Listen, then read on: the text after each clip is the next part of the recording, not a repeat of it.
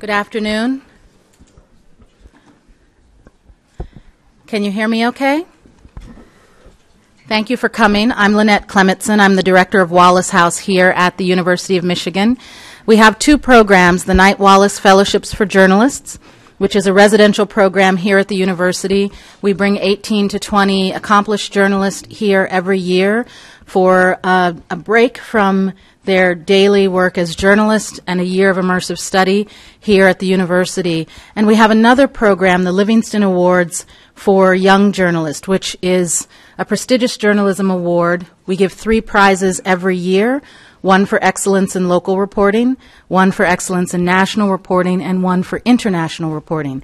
And it's the Livingston Awards that brings us here today. For the past several years, we've been bringing one of the winners of our Livingston Awards here to Ann Arbor to do an event with the Ford School for Public Policy, who are excellent partners for us. One of the things that we feel about our mission is that in addition to doing things for journalists at Wallace House, that we spend a part of our time doing public events and engaging people in the journalism that the reporters associated with our program are doing. In this time when we're being flooded with news and information all the time, and we are a lot of times looking down at our phones, at our tablets, at screens, at cable TV, instead of at one another, that we want to try to create experiences where we're using excellent pieces of journalism to have people pull up and engage in conversations together, oftentimes very difficult conversations, and to really get to the depth and nuance of what reporters are doing. And so we are here today to talk about an issue that is tied to our International Livingston Award winner last year. In 2017, Christina Goldbaum was an independent journalist working in Mogadishu, Somalia. She was there at a time when stories about conflicts in Africa had faded from the news cycle, and no major news organization had a correspondent based in Somalia. Christina was determined to find a way to stay there, and in an effort to get around the exorbitant prices that foreigners were being charged to stay in Somalia, she did something extraordinary. She negotiated a deal to rent a small, white storage container, just big enough to fit a single bed, a storage container with a leaky roof, but a safe enough place for her to stay. It was inside the green zone and would provide her access for 3 months. That is where she lived and she worked from, so she could stay on the ground in Somalia. Her on-the-ground reporting there provided essential details about the U.S. military presence in the country. Christina's meticulous work won her the 2017 Livingston Award for International Reporting.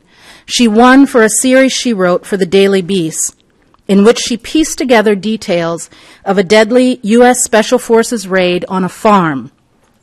The residents of that farm were believed to be members of AlShabaab. The U.S. defended the attack even after hundreds of Somalis disputed the U.S. account and demanded justice and an official apology from the U.S. for the massacre of 10 innocent civilians that they said were killed by U.S. troops. That raid on August 25, 2017, became the most controversial operation in the country since the infamous Black Hawk Down incident in 1993. Since Christina broke that story, she has moved back to the United States. She is now a reporter for the New York Times covering immigration issues. And U.S. reporting from Somalia remains quite minimal, even though U.S. airstrikes there have increased markedly in recent years. Today, we want to step back and discuss U.S. policy in the region and the implications for a policy that's centered more around defense than diplomacy.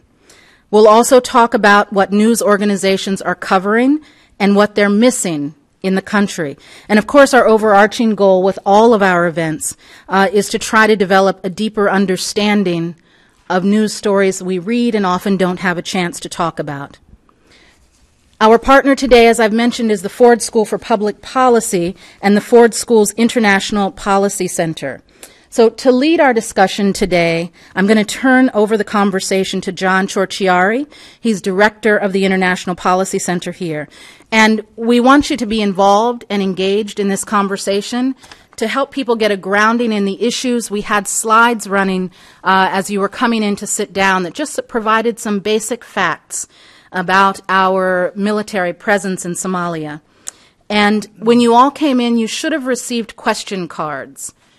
There will be people in the aisles from Wallace House who will be collecting those cards during the event.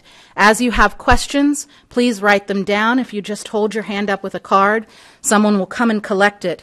And this event is also being live streamed today. So for those of you following us via live stream, we ask you to please submit your questions using the hashtag PolicyTalks. We have Knight Wallace Fellows following the engagement on Twitter. We'll be compiling those questions at the end and make sure we get a good combination of engagement from the room and from live stream. Our Knight Wallace Fellow, Catherine Mackey, will be the person collecting the questions. Kath, if you could just raise a hand. And we'll be posing them to the panel.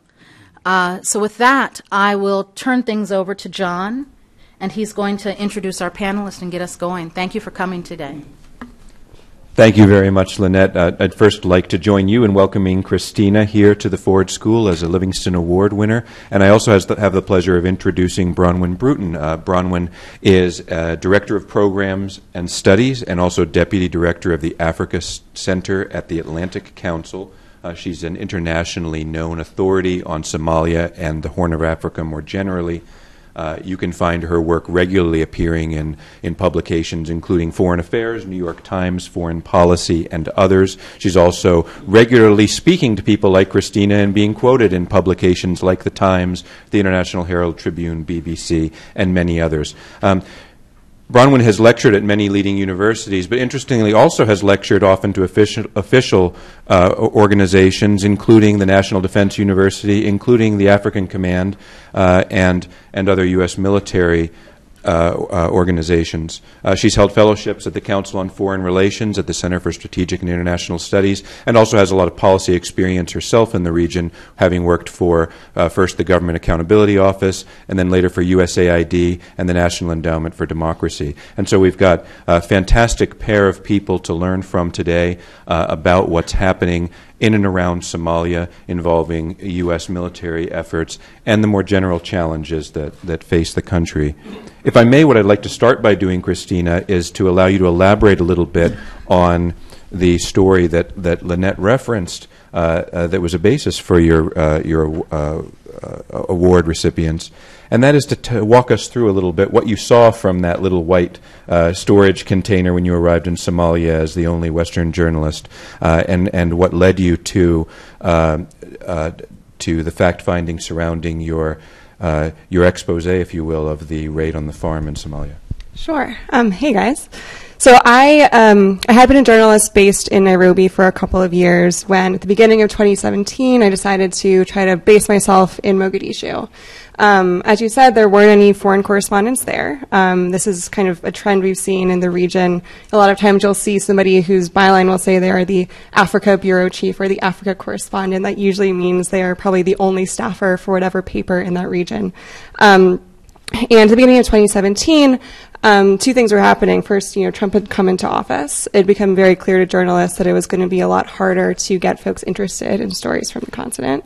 And at the same time, I had started hearing from sources that it seemed like DoD was kind of reinvesting in Somalia. Between, I think it was October 2016 and then into March or April of 2017, there went from being 50 boots on the ground to 500. In March also, Trump expanded or designated some parts of Somalia an area of active hostilities. There started to be talks about loosening up the Obama-era guidelines for drone strikes. It seemed like there was going to be a lot of news to be reporting when it came to U.S. foreign policy in Somalia. So I moved into my little storage container, and 3 months later, I upgraded to an actual room. And started, doing some reporting, a bit on the U.S. military, but also, on famine that was happening and other things going on in Somalia. And, as any journalists here know, kind of sourcing up amongst the folks who are in Moog. And then in August 2017, there was a raid in a small town called Burure in southern Somalia. It's an area that's relatively close to Mogadishu. The region is called Lower Shabelle. It's where you see a lot of U.S. drone strikes today. And afterwards, something happened that I had never seen, happen in Somalia in, the time that I had been living there and the time before that when I'd been reporting on the country in sporadic trips, which is that sometimes, you'd hear about an airstrike or you'd hear about, ground operation, and there would be some maybe activity on Twitter or, some news from locals saying that perhaps there was a civilian casualty, maybe that was just AlShabaab propaganda, no one really knew. After this operation, there was this massive outcry from Somalis in the neighboring region, the neighboring town called Afgoy. They had this massive protest a few days later. Hundreds of people came to the town demanding accountability for the operation that happened. Even within the green zone, it became apparent that this was something different, at least. So for a journalist, it was a good jumping off point that this is something that is worthy of looking into. So I began investigating, and in the months of doing this investigation, what I found was that there is this town called Burure is near an area that has a river and is very strategically important for AlShabaab. They had been using it as kind of the staging ground for VBIED attacks or car bomb attacks in Mogadishu, which, when I first moved there was probably a car bomb every week or every other week in the city. And they had this kind of network of small towns that was under their control in Lower Shabelle that they were using to build these car bombs and then bring them into the city. They would, usually wait a week or two or however long, and then, that car bomb would go off outside of a hotel or government building. And so a team of Navy SEALs who was in the country at the time decided that what they wanted to do was retake this particular town and the surrounding area, basically kind of targeting this Mogadishu attack network. It was also a very lucrative area for AlShabaab to gain taxes because there were a lot of farmers. It was near fertile, river water. And so they first approached somebody in the peacekeeping mission, the Ugandan contingent commander, asking, "Hey, we want to, retake this particular area. Can you, lend us some of your soldiers, lend us some of your equipment?" He, who understood the context of this particular place where there is a lot of clan conflict, it's very difficult to get reliable information because of the clan conflicts going on at the time between two very powerful clans, declined that request. So instead what they did is went in with some Somali National Army soldiers who happened to not be trained by the U.S. The U.S. is training some Somali National Army soldiers. These folks had not been trained by the U.S. And after retaking this particular town called Burure and setting up for outposts there, they decided to kind of spoke out from that hub in Burure town. And in the course of doing so, attacked, went on an operation to attack who they thought were AlShabaab militants on a nearby farm, but who turned out to be civilians. Those civilians had tried in the week after the Americans and the Somali National Army soldiers had retaken the town to approach them, say, here's who we are civilians. We do have some old AK-47s on our farm. We use them to defend the farm against other clan militias, against warthogs. This is something you see very commonly in Somalia. It's a pastoralist country. You have pastoralists who are protecting their animals from rival clan militias and have carried kind of these old AKs for ages. And instead, they were rebuffed by the Somali National Army commander who was, in charge of those soldiers, and who did not pass that information along to the Americans. Basically, it became very clear that the American soldiers had, these Navy SEALs had not taken information both from, the peacekeepers, from other sources on the ground who are trying to warn them about the clan conflict that was going on, that some of the Somali National Army soldiers were involved in that clan conflict, or passing on bad intelligence because they had vested interests in working with a particular clan militia who was fighting those particular farmers. And afterwards, in the course of that fallout, there was a Somali government-led investigation into the incident that found that these were civilians. That report, in my reporting, I found was buried under pressure from folks in the American mission. And the Americans to this day will hold that there were no civilians killed in this particular incident. It's also worth noting that, AFRICOM says that there have been no civilians killed at all in any drone strike in recent years in Somalia. And so, again, that is what I found in the course of this investigation. There's now an ongoing, AFRICOM investigation into the incident that's been ongoing for the past, year or so, and we still haven't heard anything in terms of any outcome from that. My Somali sources have not been spoken to, but that is kind of where we are. Okay. I mean, thank you for that, and certainly embedded in that story are a whole bunch of themes that are relevant to what we study here at the Ford School. You've got questions, of course, about the role of transparency and secrecy and media access and coverage of these incidents, and broader public and policy awareness of the expanding U.S. military presence in that part of the world. We've got questions about what makes U.S. and allied efforts to combat groups like AlShabaab effective, what makes it lawful, what makes it legitimate, what makes it ethical. We've also got, of course, questions about how to best advance security, stability, prosperity, and general human welfare in a country that's been racked by conflict. I just want to point out for the audience a few of the references that Christina made. I mean, you've got this embattled government in Mogadishu protected by an international peacekeeping force, and most of the country, of course, either controlled by AlShabaab or subject to different sort of clan rivalries that you referred to, and so a country in which much of the population is in a highly insecure state, famine, difficulties delivering aid, really a kitchen sink of challenges for the Somali population and for the authorities who are nominally entrusted with governing the state. And I wanted then to ask Bronwyn if you could walk the audience through a little bit. How do we get here? How do we arrive at the situation where you've got this configuration of forces in the country and a situation in which the U.S. government has decided that the appropriate response to that is to rely increasingly on drone strikes and on special force missions and the like to combat al-Shabaab? Sure. Thank you for having me here. I really appreciate this opportunity, and I'm so grateful to be here with Christina, whose work on Somalia has made such an impact. I want to call out a recent story in the New York Times a couple of days ago, which I think was very directly the child of Christina's research over the last few years, and it's done a remarkable job of bringing attention to what the University of Michigan is rightly calling out as an underreported problem.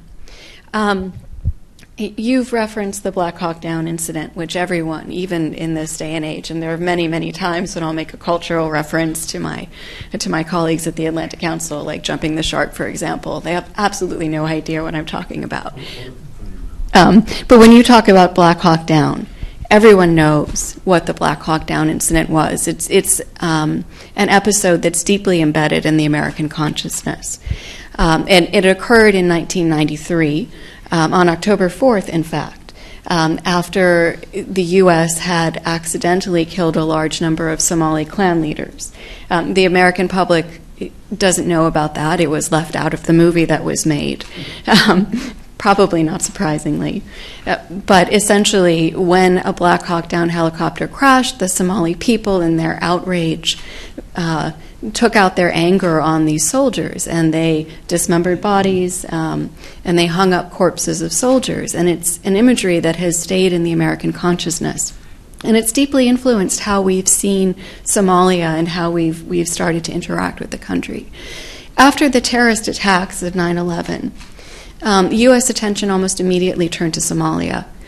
Because there had been a long, deep fear among U.S. policymakers that its ungoverned space, it had been an anarchy since 1991, would become a host, a security threat to the United States because it would be used by al-Qaeda to launch attacks in the region. In reality, there is very little reason for this fear. There had been many attempts by al-Qaeda over the previous decade to gain a foothold in Somalia, and they had failed quite miserably because the Somalis themselves were simply inhospitable to radical foreign ideologies and to foreigners in general. But the U.S. didn't realize that. And so they tried hard to get together with other regional powers, particularly Kenya and Ethiopia, to create a government for Somalia that could control the territory and reduce the threat that al-Qaeda would find a home there. The effort backfired spectacularly, as one would probably expect nowadays. The government was rejected by the Somali people. It spent the first years of its life in Nairobi. When it finally gained a foothold in Somalia, a radical group called AlShabaab emerged from the shadows and started targeting government officials. Instead of U.S. policymakers observing this development and saying, this is a backlash, perhaps we should step back, of course they doubled down. And effectively, the CIA began targeting warlords in Mogadishu. That, again, increased public outrage. Eventually, the warlords were kicked out of the country, out of Mogadishu, and a group called the Union of Islamic Courts, which was an ad hoc collection of Sharia courts in Mogadishu, took power. Not because they were particularly beloved or effective, but because they were really the only organized entity on the ground that could assume that role in the absence of the warlords. This caused Ethiopia to panic because it had been subjected to assaults by Somalia in the past. And it persuaded policymakers in Washington, D.C. that this Union of Islamic Courts was actually being run by al-Qaeda. It was not. But American policymakers fell for the claim hook, line, and sinker, and they green-lighted and provided logistic support and financial support to an invasion of Somalia by Ethiopia. That invasion was horrifically brutal, and the subsequent occupation was horrifically brutal. It not only was characterized by rape, murder, and mayhem, it also motivated a significant number of Somalis who lived in the United States to go back to Somalia to fight against the Ethiopian occupation, which was the worst possible outcome for policymakers, because these people possessed American passports. If they became trained and radicalized, they could return, and they could launch attacks here in the U.S., which is the thing that American government officials have feared most. AlShabaab, which had been a disliked and radical fringe portion of the Union of Islamic Courts, was the only entity that was left standing after the Ethiopian invasion, and it became a national movement, a national resistance movement that was targeted against the Ethiopian occupying army and then against African Union peacekeepers who were sent in to replace the Ethiopians. Over the years, al-Shabaab has grown rapidly from a small contingent of young men, many of whom were legitimately radicalized, into what is effectively the governing authority in Somalia. We describe it as an insurgency, which is absurd because it controls far more territory than the government. And unlike the government, it delivers services, it delivers humanitarian relief, it collects taxes, and it has a monopoly of force in the areas that it controls. The U.S. government response to al-Shabaab has always been problematic, but it used to be very different. And I do want to take a moment to talk about how that response has evolved.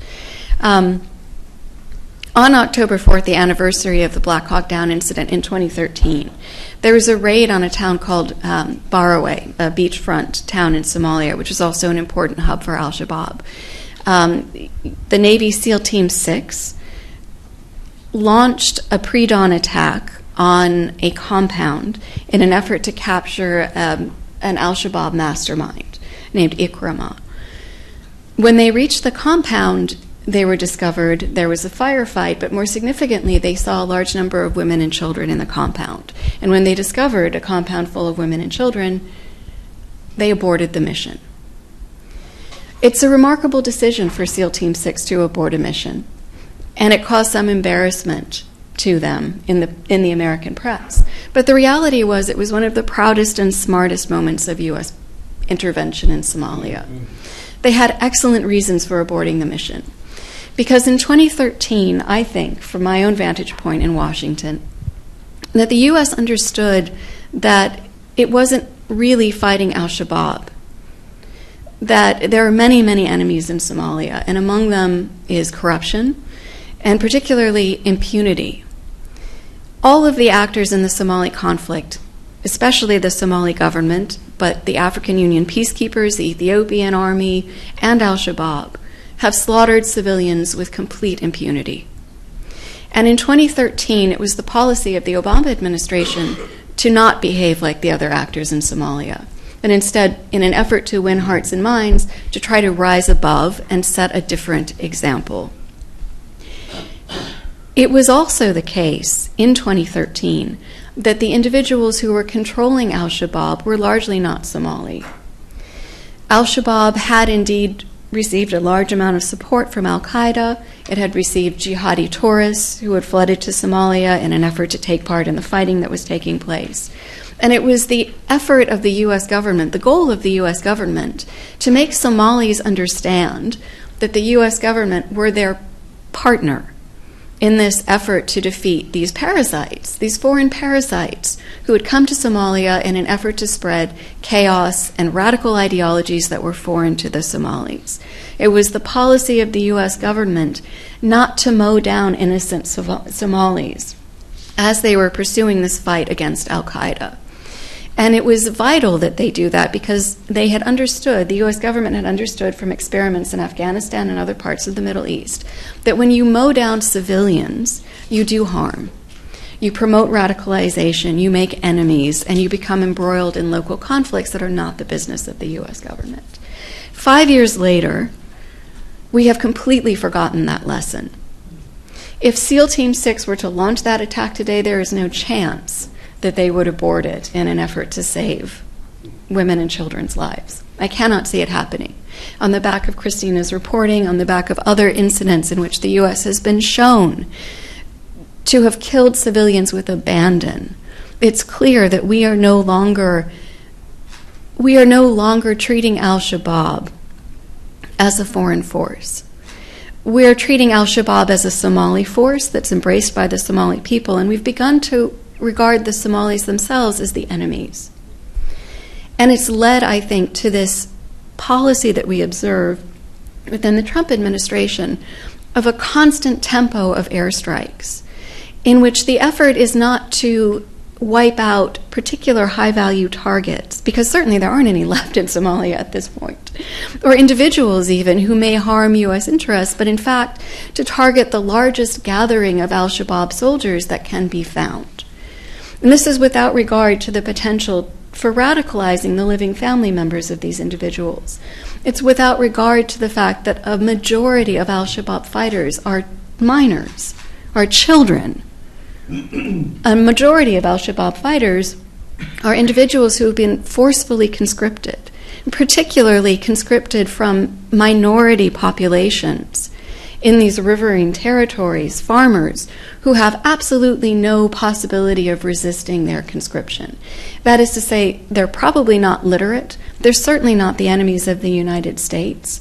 They're doing what they do because they have no choice, and the U.S. policy is to collectively punish them and punish their family members. And this is, it's hard to explain how particularly horrible this is. But most certainly what it has resulted in is a policy in Somalia that is spinning absolutely out of control, that has no end in sight. The government that the U.S. has backed, unlike al-Shabaab, which has managed to create a governance model that is fluid and adaptable and will certainly endure long, long past the lifespan of the Somali government.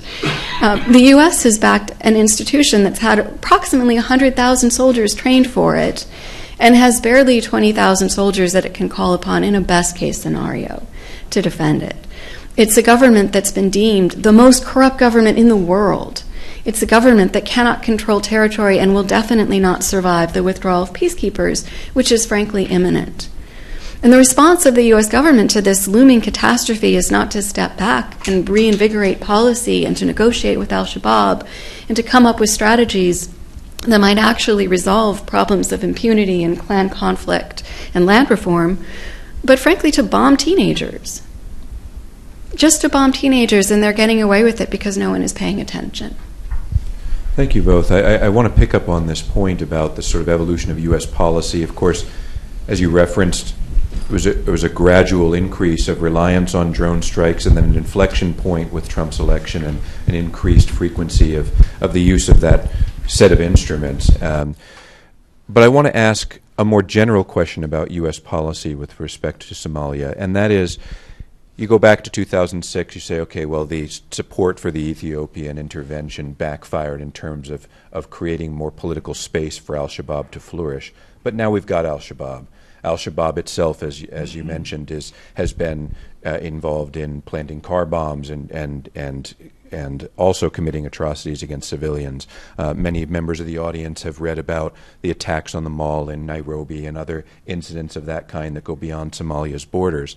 Given the fact that AlShabaab is there and is in fact a de facto governing force in large parts of the country with its own set of dire governance failings, what appropriate role then does U.S. military action play? Are in fact drone strikes weakening AlShabaab in ways that are useful if they are carried out in a way that is measured and that is in fact targeting senior members of the organization? Would it be more appropriate in your views and your experiences for the United States to pull back and to try to allow Somalia to find its own local political equilibrium? Well, I can speak a little bit to drone strikes. When I was in Somalia, I was doing a little bit of reporting, both from when the U.S. was only targeting, high-value targets to, in the last couple of months, if you look at the press releases from AFRICOM, as Bronwyn said, they're targeting much larger groups of AlShabaab fighters.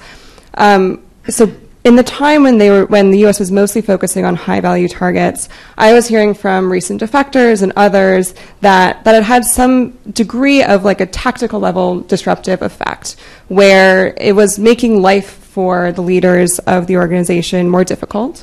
They're having difficulty communicating with one another because they're afraid of using cell phones. So instead, they had to communicate in these various cells across the country with couriers and handwritten notes. So that obviously slows down the process of, say, planning attacks or even just being in communication with one another.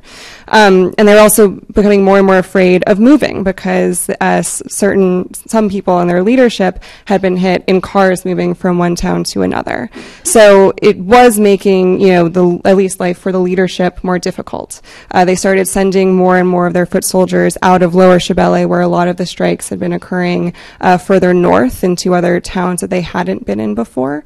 And so it's having some kind of effect. I think AlShabaab is a very versatile organization, and it's very adaptable. And so I think what we've seen time and time again is, in these kind of evolutions of policy is that oftentimes, maybe immediately, if we had in like November 2016, I think there was, 5 or 6 drone strikes in the course of 3 weeks. And so that had made life very difficult at that time. But again, what we've seen over and over again is that the group then adapted and adjusted. It sent its foot soldiers out of the areas being targeted. It found these ways of communicating that they weren't as afraid of being targeted that way, and found ways to adapt to that. And so even if those drone strikes at that time were having that kind of, again, tactical level disruptive effect, it's not the same thing as having a strategic effect on the organization, or, hitting its funding or trying to say, hey, here's an organization that controls vast swaths of territory in rural areas. Maybe it's time to bring them to the negotiating table because, as we've heard Waldhauser say many times, the idea of, increasing the air campaign is to eventually weaken the group to be able to negotiate with them, but we haven't seen the other side of that coin yet. And now, again, in the last couple of months, as you've seen, more press releases that are, where we're seeing 20 or 30 people killed in these airstrikes, it can be concerning because since 2014, the group has had a lot of difficulty getting ideological recruits. And so around 2014, 2015, 2016, what AlShabaab started to do was going to clan elders in various parts of the country and saying, hey, every family that you have in this small town, you're going to give us one of the kids from that family. We're going to put them in our school. And it's they have started these kind of hardline Islamic schools trying to indoctrinate much younger people so that when they grow up, in a couple of years, they can become foot soldiers for Al-Shabaab. So if we're seeing more and more airstrikes that are targeting larger groups of people, as Bronwyn said, the risk is that the foot soldiers killed in those drone strikes are actually these, young teenagers, if that, whose families will get the information from Al-Shabaab that their child was killed in an American drone strike. And then what is the long-term impact of that? And, I think, as you've said, people are not, asking, on the American side, we're not asking those sorts of long-term questions. I've always found this kind of inertia in Somalia policy where, since 2017, it's been easier to conduct drone strikes there. There's not the same level of, high-level interagency vetting before each strike of intelligence. And because we are able, the U.S. is able to then conduct these airstrikes, we do. We assume that it's having this kind of disruptive effect that will be constant, not necessarily recognizing that Al-Shabaab will find ways to adapt if there are more drone strikes. And then no one really questions whether or not it's still effective in a couple months or, what the next step then should be. And as you said, also the Somali government is no stronger today than it was a couple of years ago. And we're not seeing the same kind of investment in ensuring that there is a strong Somali state or looking at how we can engage in the Somali state. Al-Shabaab taxes the people that are under, its control in the areas in which it controls. It has very heavy presence in, rural cities, and then farmers outside of those cities pay taxes to Al-Shabaab. If you are driving down a road between two of those Al-Shabaab-controlled towns, you will pay a tax, you will get a receipt, and at the other end of that road, you will show them that you have paid. Here is your receipt, and then no one can ask you for more money. Al-Shabaab will not try to bribe you. You don't have to pay off bribes. In Mogadishu, the Somali government can't collect taxes. There are massive amounts of bribes being paid. The election that they had in 2016, you literally had planes filled with cash landing in rural areas to pay off receipts in parliament. And again, because DoD has such a large presence in Mogadishu, they have this inertia behind a policy, and I'm not sure are really questioning whether it's still effective. That is the American presence that Somalis see. And what they don't see is any kind of engagement in actually trying to create a functioning state or do state building any better than we did in, say, Afghanistan or Iraq. Yeah. The only thing that I would add to that is that Al-Shabaab has actually gained territory in the last 2 years since the tempo of drone strikes has increased. And they have also made a point of launching a signature terror strike in Kenya, which they had not done for quite some time. And I think that it was quite obviously intended to show that they still had the capability of doing it. And so the short answer is no, it's not effective. And I think that the head of AFRICOM has effectively acknowledged that recently in congressional testimony. He said he does not expect the airstrikes to destroy Al-Shabaab or even significantly degrade them, but we are conducting them anyway. So let me then turn to the political side of this, because as Lynette framed the entire session about the balance between defense and diplomacy, and implicit in both of your comments is that diplomacy and political considerations need to play a much larger role than they have to date in the way that the United States approaches the situation in Somalia. Both of you have alluded in your comments to clan-based or other sort of local rivalries and conflicts within Somalia that could be the basis for gaining leverage in negotiations with Al-Shabaab. What do you see as the main practical impediments to developing that kind of knowledge and competency in a state where it's not an easy operating environment for a journalist or for a policy analyst or for a civilian who's operating on behalf of the U.S. government? I don't even really know where to start. I guess we had talked about this earlier. I mean, even just generally, I think the State Department has had a difficult time in the last 20 years. In the last 2.5 years, that's certainly been the case as well. In Somalia, you saw, like in other parts of the world, this kind of mass exodus of the folks who have been working at State and really knew Somalia well, who felt very disempowered. And so the reason they felt disempowered, I should say, is that you would have these meetings in Mogadishu where they would happen at Villa Somalia, which is the presidential palace. And because folks in the State Department didn't have the resources or, security capacity to actually travel and be there, it meant that they weren't in the room when conversations between the president, the prime minister, and folks at DoD were having about state building. And so individually, a lot of really great folks decided to leave. And what that's meant is that conversations around, state building in the country is mostly something that's going on oftentimes between, 30-year-old SEALs and Marines and high-level, Somali government officials. I think you're right. It is an incredibly difficult and complicated theater in which to operate. At the same time, there are folks on the ground. I'm thinking of there are some UN folks who've been there for ages. There are folks like Bronwyn who know the details of clan conflict very, very well. But because they are not in contact with the folks who are in that room in Villa Somalia talking about state building, a lot of that knowledge isn't shared. I think that's generally a kind of big issue when it comes to Somalia because clan conflicts change on a week-by-week or month-by-month basis. And really, the only actor in the country that's figured out how to leverage that into creating any kind of peace is AlShabaab. They operate on clan conflict. They utilize clan conflict to gain, the allegiances of certain clans and can recognize the fluidity of how those alliances change. So all to say, I think it's going to probably be a long time before the folks who are in that room talking about either negotiations or state building have the kind of nuanced understanding of how things operate on the ground. And we're not really seeing much of an effort right now or kind of political buy-in to actually begin to have that conversation. To be fair, if you look back since 1991, the U.S. has tried hard to solve Somalia's problems, and not only the U.S., but the Life and Peace Institute, the U.K., EU. There have been something like 14 attempts to build a government for Somalia, some of them more serious than others. And there have been fairly serious efforts to come up with a formula, like the 4.5 formula, for example, that allocates power among the clans. Nothing has worked. And if I were giving advice to U.S. policymakers, what I would say is that the U.S. is not the right partner to be trying to build a government in Somalia or even to be doing conflict resolution in Somalia. AlShabaab has succeeded because it's not trying to build a secular government. Somalis don't have very many things in common, despite our impression that they're a homogenous society.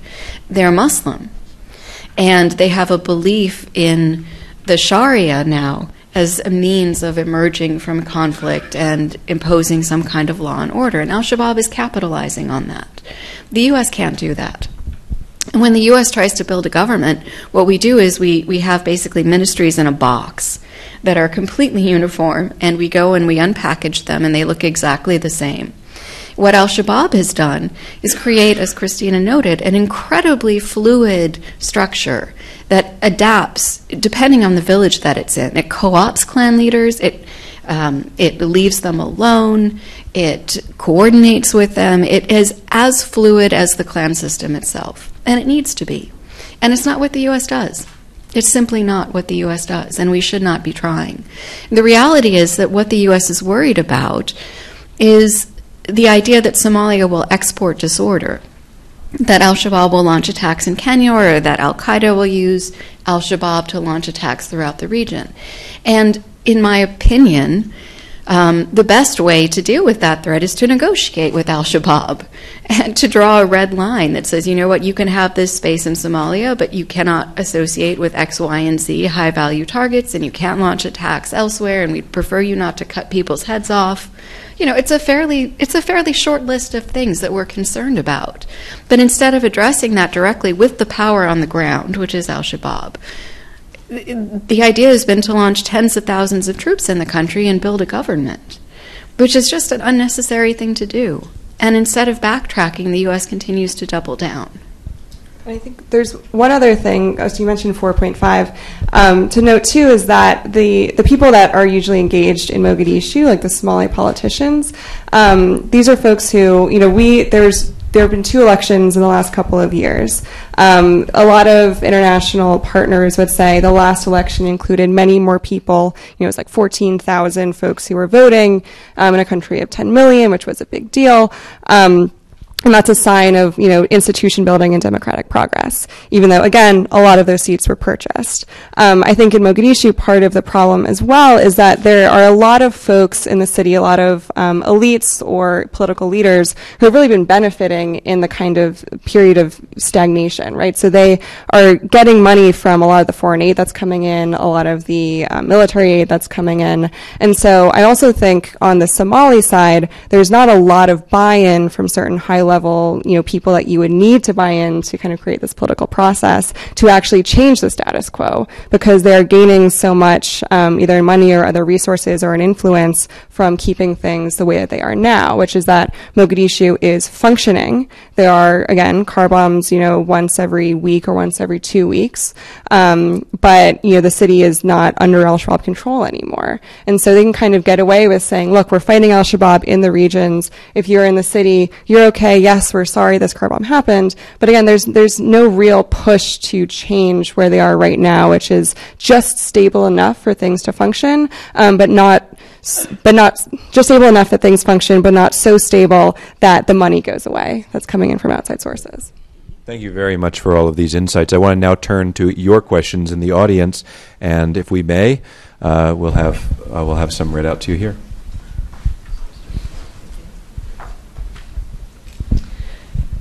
Hello, hi. I just want to start with one from the audience. Do you really think that it's practical to negotiate with AlShabaab?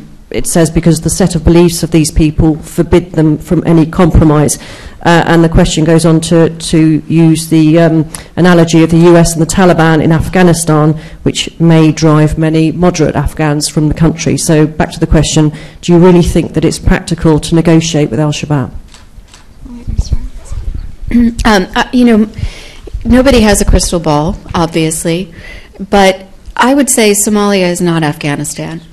One of the things that has characterized AlShabaab is the willingness of its members, even allegedly the most ideologically driven members, to switch sides if it's in their interest to do so. The head of the Kenyan contingent in Jubaland is actually Ahmed Madobe, who was believed to be one of the most hardline al-Shabaab members. He supported al-Qaeda in the 90s. He was proud of his engagement with al-Qaeda, but he very happily went over to the Kenyan side when he had an opportunity to do so. Many of these individuals are highly pragmatic. There is no doubt that some of them are not, and that certainly it will have to continue to be a goal of U.S. policy to weed out and deal with people who are true believers. But I think that those numbers are very, very few in Somalia, and that the vast majority of al-Shabaab's leaders would probably jump at an opportunity to negotiate with the U.S. I think it will be very hard to get them to negotiate with the government, which it doesn't recognize. But it's key at this point to understand that the U.S. cannot maintain the strategy that it has currently. AMISOM, the African Union Peacekeeping Force, is not going to stay in the country. They are on a ticking clock. Uganda is threatening to withdraw now. The plan is to withdraw them by 2020.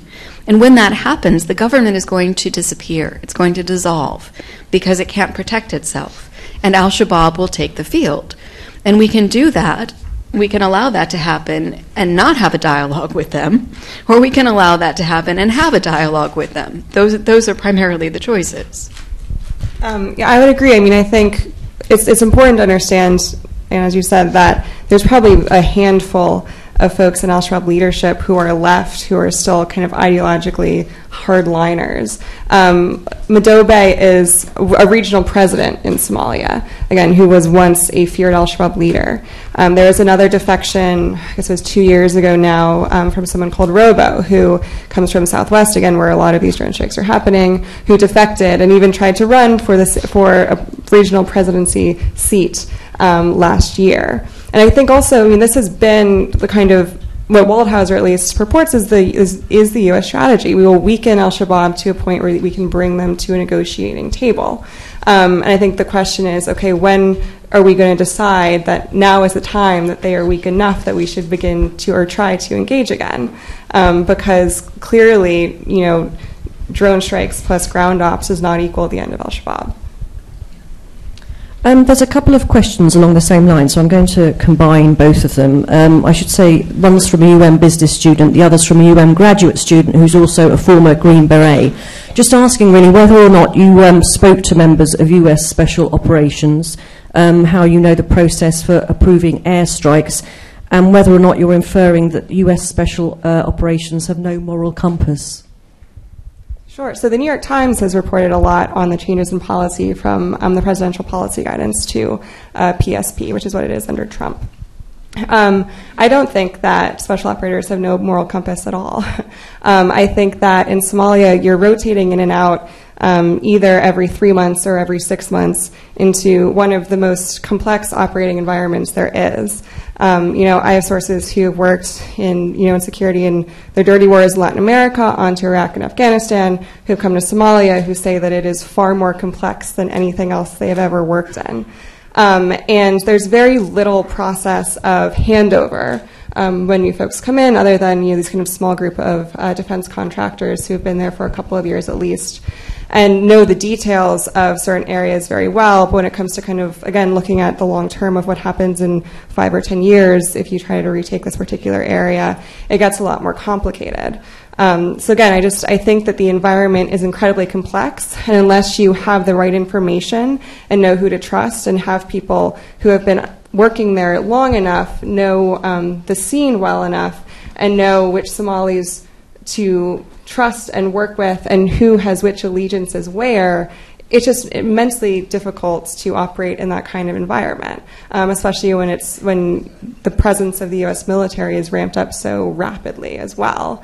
And that's kind of brushing on the surface of some of the complications of working there. So I think, to get to the moral compass issue, yes, I think people have a moral compass. But again, if you're not given the right information and you're not working with the right people and not set up for success, I think it's unsurprising then that some of these ground ops are unsuccessful.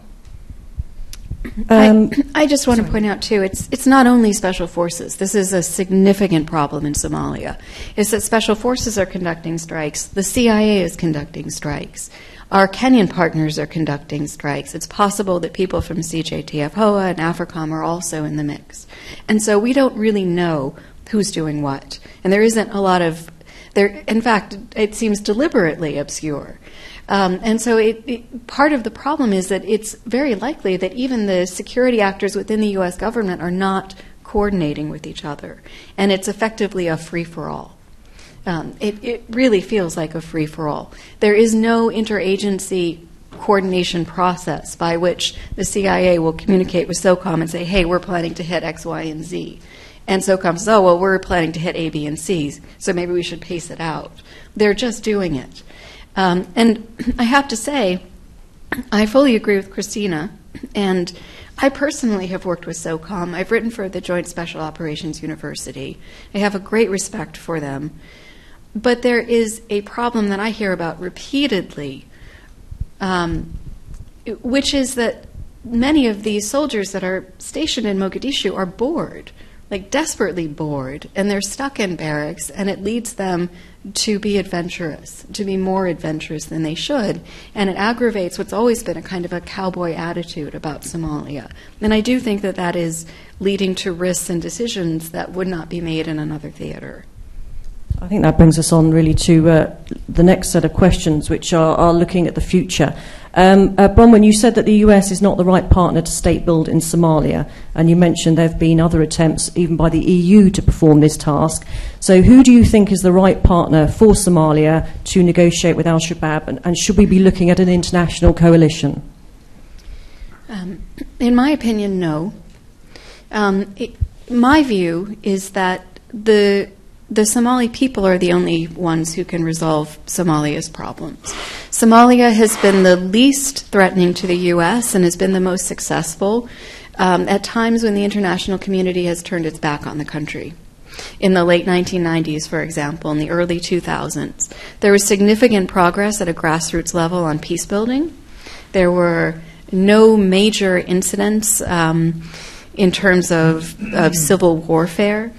The reality is that the Somalis need to, village by village, resolve their differences, and they're the only ones who can do it.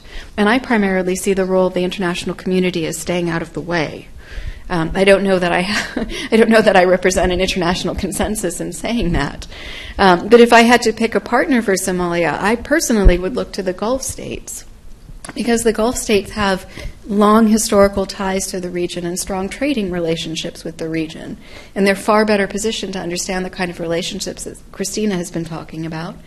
And they're far better positioned to deal with the Somalis without the ideological baggage that the Americans bring because of our fear of Islam. Christina, there's a question here for you. What kind of security concerns did you face as an American journalist working in Somalia, and how were you received by US forces? All kinds of security concerns. It's a really difficult place to operate. I think that's part of, other than the expensiveness of it. I mean, again, if you're looking at a hotel in the green zone or, in town that is safe, it's at least $100 to $150 a night. Security, if you are paying for, proper security, is $1,500 a day. Part of the reason when we're talking about oversight in Somalia and accountability, part of the reason there isn't more reporting in the country is that reason exactly, because for both human rights investigators and journalists, it can be incredibly expensive. I, again, had been there a couple of times before I decided to move there, so I had a sense of the country. I'd reported there before. I'd worked with different fixers. I ended up working with an incredible fixer who kind of helped me build out a network of folks that essentially, like, every morning when I was trying to figure out, who I was meeting with, where we were going to meet, and how we were going to get there, it was always a conversation about, okay, can we meet them close enough to the green zone, because there's a couple blocks, from the green zone that are still pretty safe. Can we meet them there, because then we can take a normal car and that gets transport out of the way. If not, if we have to go further, whose armored vehicle or security team can we use to get there? I was always dressed, in a full abaya, everything, and if, we ever ended up in a hotel that was a bit outside the green zone and we weren't sure of people around us, I would be the nice Turkish lady who was very, well received and wouldn't say anything, and that's kind of how I operated. But it is, it's a concern that when I was there was a German nurse who was working with ICRC who was kidnapped. Again, car bombs are always a concern. You usually have meetings with folks, especially Somali politicians, in these big hotels in the city that are often the targets of car bombs and complex attacks. So it was very concerning. How was I received by the U.S. And the U.S. mission? I don't like to talk about sourcing for obvious reasons. There are some people who were great to speak with and were very understanding that the country and all of the actors, that's the U.S., Gulf states, the Brits, the EU, there's so many international actors in the country, needed some kind of accountability, and so they helped me out a lot, and I'm very grateful for that. And others, obviously, after some of my reporting came out, were not as happy with me, but that's usually the role of being a journalist. Can I interject another question about this security, alternatives to the current security architecture in the country? As both of you have mentioned, tremendous corruption in the government, and therefore an investment in the status quo on those who are reaping the rewards of siphoning off aid, and also pent-up hostilities among certain groups, given the sort of locking in of certain correlations of forces in the country connected to the U.S. military presence. And so one can say, oh, look at Somaliland, maybe the future of Somalia would look brighter if it were to achieve a more local solution. But the process between what we have today and an eventual sort of reestablishment of equilibrium could be a very, very gory one in a society in which these somewhat perverse structures have been able to develop. I wonder if you could offer us some brief comments on how the international community could follow your policy suggestion that Bronwyn laid out in a way that would minimize the risk of a bloodletting. For me, part of that, a lot of that actually is coordination. Even, let's look at the Somali National Army. You have Qatar training troops, you have the U.S. training troops, you have the Saudis training troops, you have the Brits training troops. There is very little communication except for between the Brits and the Americans about how they're training the army of this country. And again, once AMISOM leaves, which it will because there isn't infinite funding for a peacekeeping force that has often done more than just peacekeeping, there's going to be a huge security vacuum. And so until you get kind of all of the actors to actually talk, about what it is that they're doing, there's no way that the country will have a functioning army in the next, 10 or 20 years. And again, a lot of those conversations just do not happen in the same room. There's a big conference in the UK, once a year, once every 2 years, you talk about the security architecture, which is great on paper.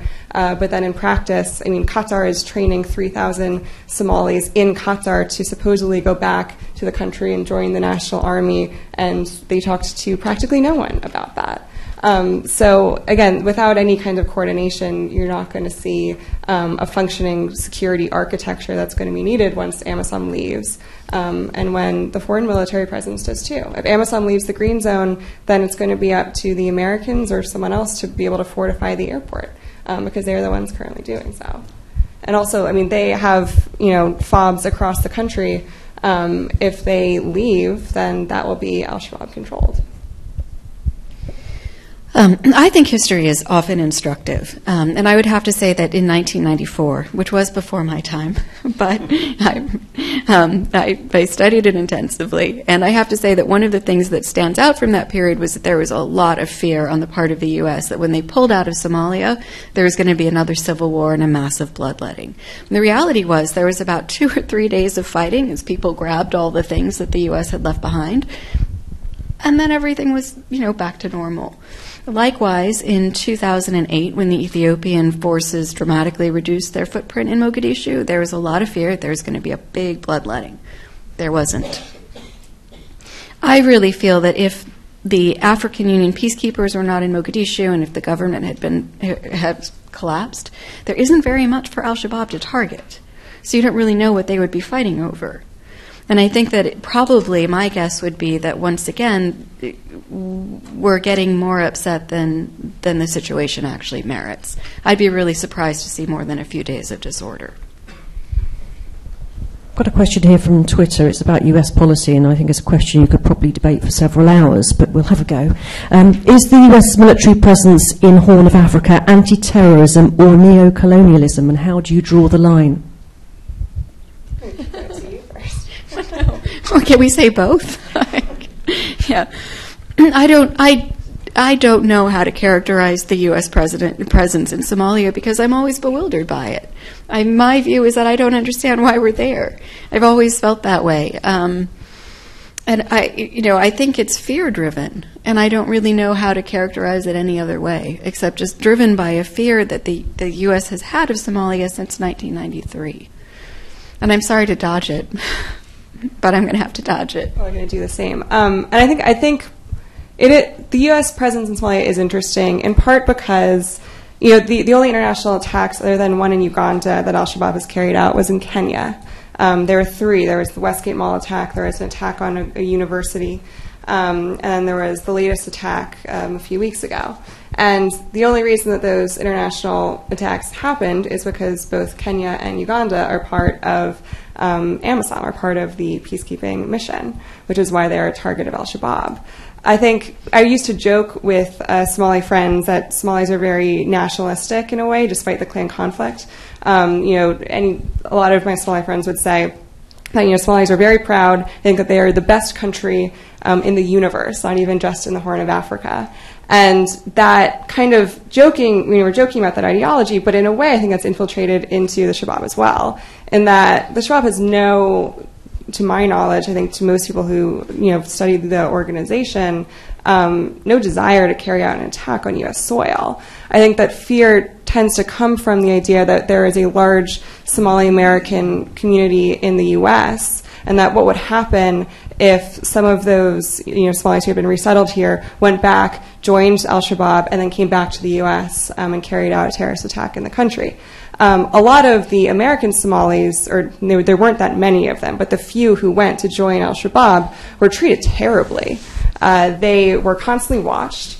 Shabab soldiers didn't trust them because they viewed them more as American than as Somali. And a lot tried to leave because they were treated so terribly. If you look at ISIS in the north of Somalia and Puntland, a lot of those people are defectors from AlShabaab who felt like they were foreigners who joined to join the jihad, and they were treated terribly by Somalis who wouldn't respect them as part of their Somali jihad, and so they left.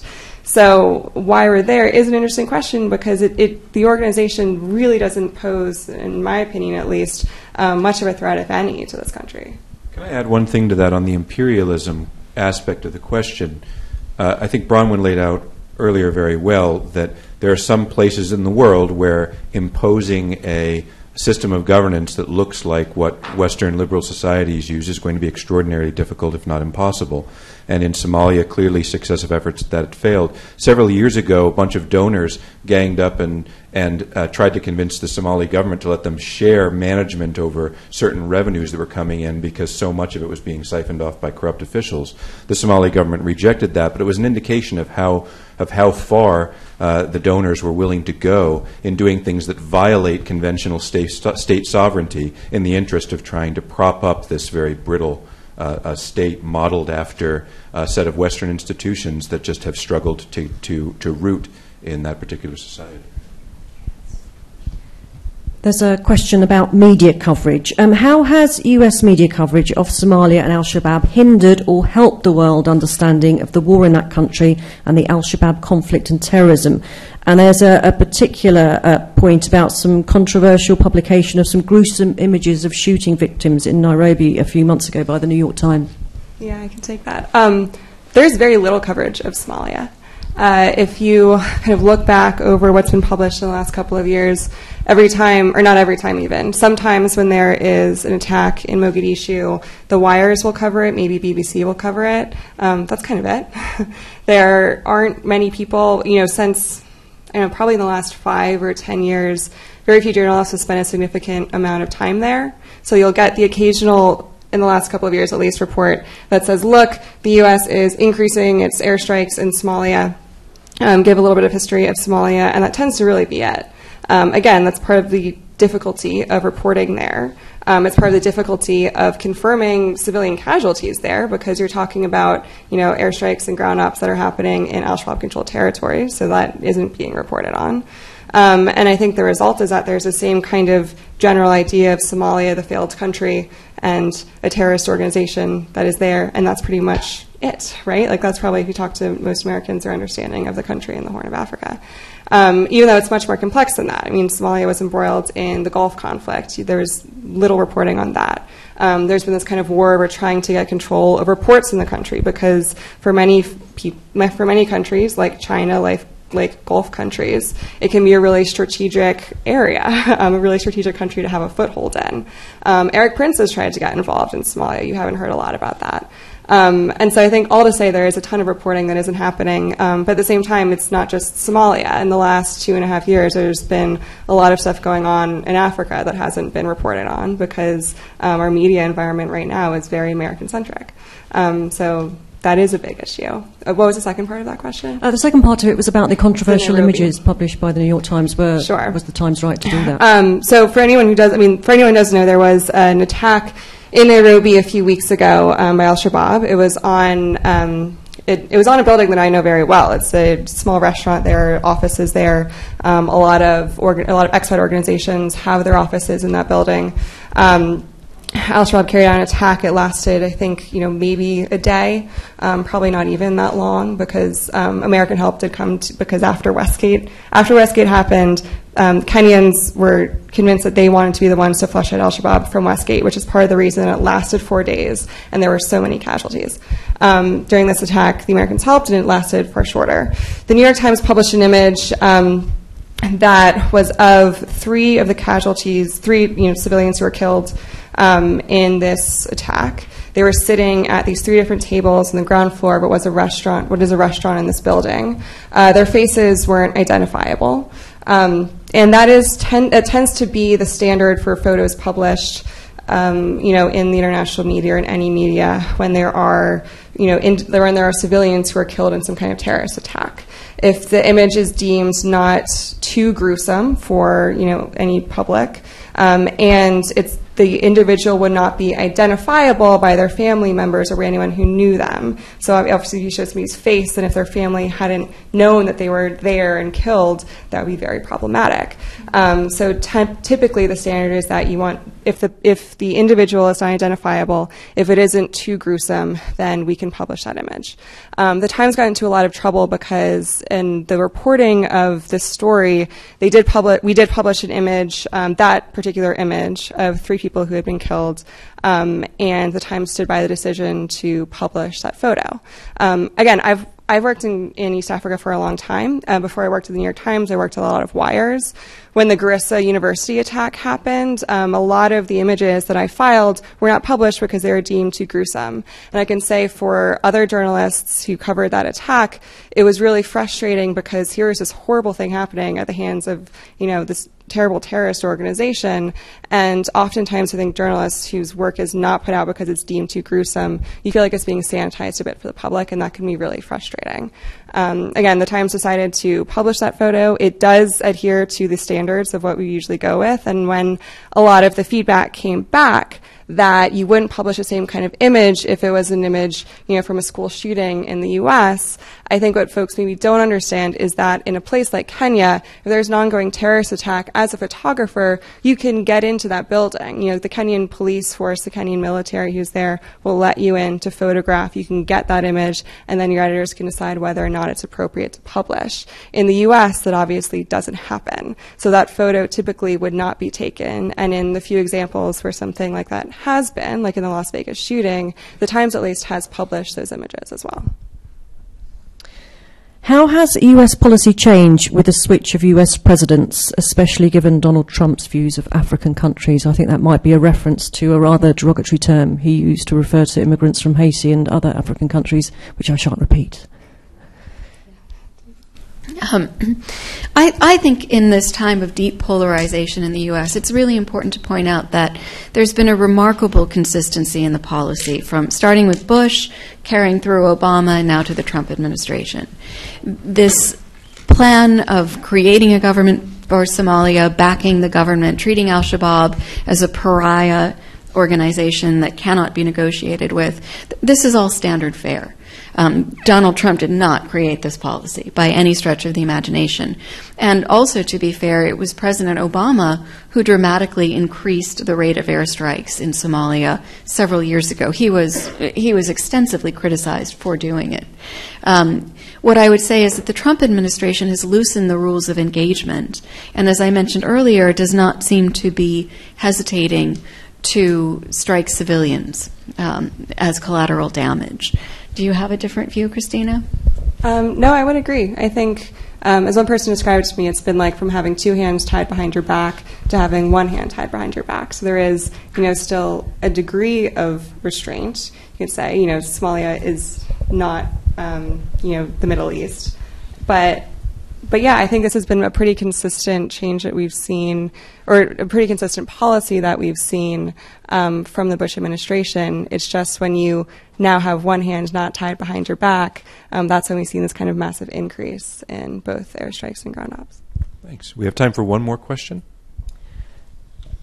So I guess this looks to the future as well. Given the vast humanitarian crisis occurring in Somalia, should the US just leave it to the Somalians or their Arab partners to address? That's an interesting question. I think it's difficult right now, I would say, because Somalia has become, the Somali government and security forces have become increasingly dependent upon U.S. support. So it's hard for me right now to imagine a scenario in which the U.S. completely pulls out all of its resources. Even in like the most practical of ways, where when you have folks on advise and assist missions, if you didn't have an American helicopter, the Somali National Army or DNAB, the special forces that the Americans are training, would not be able to carry out that operation. So it's become so entangled now that I find it really difficult to even imagine a scenario in which the U.S. can leave and you still have at least a functioning army if you're looking at the kind of basis of what provides for a functioning state. At the same time, I mean, as you said, Gulf countries understand Somalia far more. They have been involved in the country for a long time. It's been complicated given the Gulf crisis, but I think if you talk to a lot of Somali politicians, they would say that they have very strong partners in the Saudis and in Qatar and in countries that there is this kind of greater degree of inherent trust. I think that if we ever get to a point where Somali citizens and Somali politicians are so wary of the Americans, then yeah, it could be a good strategy to just leave completely. But also, again, practically right now, you have a Somali president who's also an American citizen. And that's, I think a lot of people have pointed to that as part of the reason that we've seen these very close ties between the current government and the Americans as well. I really think it's important to emphasize here it's something that Christina mentioned earlier, which is that when you drive from one Shabaab-controlled town to another, you get a receipt from one person, and you show it at the end, and that's it, you're done. There's no corruption, there's no bribery. And the same holds true for humanitarian relief. AlShabaab has frequently cooperated with the U.S. or with the United Nations in the distribution of humanitarian relief, and when it has, it's generally worked much better than the coordination with the Somali government. I've heard story on story from UN security officers who have worked with the then transitional federal government or Somalia government to deliver food. And as soon as the truck comes up, basically they describe hordes of Somalis descending on them, the Somali soldiers firing in the air to prevent them from running off with everything, Somali soldiers stealing the humanitarian relief. And conversely, describing experiences with AlShabaab, where they go up to the town, people are waiting in a line, there's 2 Shabaab soldiers there, they're not armed, and everybody goes up one at a time to take exactly their allotment and then go home. And so we should not be thinking about this situation as an either-or. Again, it's really the refusal of the Americans in particular, but the UN and the EU and the international coalition in general, to refuse to regard AlShabaab as a potential partner, as an organization whose worst tendencies could potentially be mitigated through collaboration with the international community, instead of a pariah organization that's basically out to get the United States, which I think we know is not the case. With there, we're going to bring it to a close, and I just want to thank Bronwyn and Christina and John for an excellent job moderating a really complex conversation. And I think there are probably a lot of people in this room who are here because you follow international news. And I think it was so refreshing today to spend this much time on a topic that we may see a couple of columns every few months in a newspaper about, and then not much else. And Christina, I think, mentioned, our coverage here in the United States, and I think Kath would say the same about England right now, is very domestic. And not even domestic. Our coverage in the United States is very Washington-centric, and it's very focused on a couple of people in a couple of buildings in Washington. And so to be able to pull out and have this kind of substantive conversation about something that we should understand, because as Christina and Bronwyn point out so well, there are real long-term effects of how we handle this situation over the coming years. And I just want to thank you for a very wonderful conversation, and for you, the audience, both in the room and for the people following on Twitter, for very thoughtful questions. I think we'll have some time afterward for a little bit of conversation here up front in the room, but I want to focus on ending on time. And I think some of you that are here we see frequently at our Wallace House events. And so I want to thank you for coming out for these sorts of conversations that are rooted in journalism and that really take seriously depth and reporting and facts and nuance, and our partnership with the Ford School is so important to us. And we do hold this event every year where we bring a Livingston winner here and pair with policy experts at the Ford School. And so I hope that we will see you, even if you came today because this is your topical interest, that we'll see you in future years for this annual event. I also want to remind you about some upcoming Wallace House events. Next week, next Tuesday, March 19th, we will be at Rackham Auditorium on a very different topic. Ronan Farrow and Ken Aletta of The New Yorker are coming for an event called The Weinstein Effect, Breaking the Stories That Spurred a Movement. And Ronan Farrow, as you may know, was one of a couple of reporters who broke the story about Harvey Weinstein's longstanding abuse, and something that had been an open secret in Hollywood, but what Ronan was able to do was to get people to go on the record.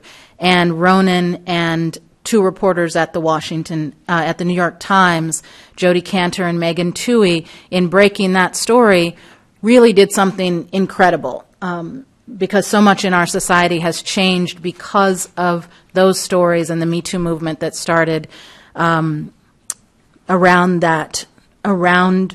the energy that was focused on those stories. And so we'll be at Rackham Auditorium next Tuesday night for that event. And on the following Tuesday, which is March 26th, we will be upstairs in the amphitheater, the smaller space in Rackham, for another one of our annual events, the Eisendrath Symposium on International Reporting. Charles Eisendrath, who's here in the front row, if you could just stand just briefly and wave. Charles is a significant figure for us because he is the former director of Wallace House and ran the program for 30 years. And in developing the program, Charles really baked into the DNA of what Wallace House does a really keen focus on the importance of international reporting. And so when he retired in 2016 and I became director, we wanted to make sure that people understood that that part of our mission is important to us. And so we have this annual event now every year that carries the name Eisendrath. And this year, on March 26th, we'll be in the Rackham Amphitheater talking about the threat to global press freedom. And I think those of you who follow press freedom issues know that that it's become more dangerous for journalists in the United States and around the world. And we want to have a conversation about why that is and how we can be thinking about it and doing things about it. Yes, Charles? Just to thank the audience for coming to this, and I hope we'll see you at the symposium. I couldn't be prouder that focus on international news is in my name, and couldn't be happier that Lynette is carrying it forward. Thank you. Thank you. And thank all of you, and we will see you soon.